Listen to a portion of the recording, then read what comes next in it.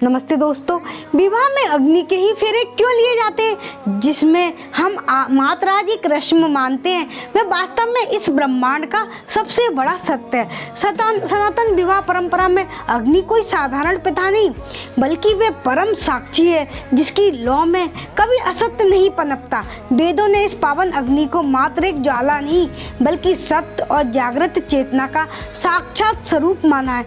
ऋग्वेद में विवाह सूक्त का ये बोध कराता है कि जब दो आत्माएं इस पावन अग्नि के सम्मुख प्रण लेती हैं तो उनके मौन भावों और हृदय की पवित्रता को स्वयं आत्मसात कर लेती हैं। ये अग्नि देवों की वह संवाहक है जो हमारे जन्म जन्मांतर के संकल्पों को सीधे अनंत ब्रह्मांड के हृदय तक पहुंचाती है। स्मरण कीजिए उस प्राचीन काल को जब विवाह की वेदी कन्या के अपने ही आंगन में सजती थी, जिस माटी में उसने जन्म लिया, जहाँ खेलते हुए उसके जीवन के संस्कार पल्लवित हुए, उसी चिर परिचित ऊर्जा के मध्य वह पावन अग्नि प्रज्वलित होती थी।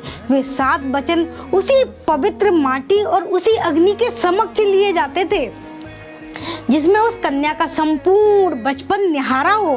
शास्त्र कहते हैं अग्नि का प्रज्वलन उसी धरा पे होना चाहिए जिसमें आपकी आत्मा का गहरा और सच्चा तार जुड़ा हो, ना कि किसी ऐसे अपरिचित स्थान पर जहाँ भावनाएं मौन हो।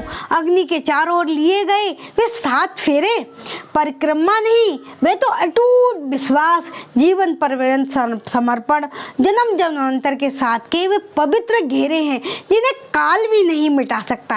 यही सनातन विवाह का वास्तविक और सत्य है। नमस्ते दोस्तों।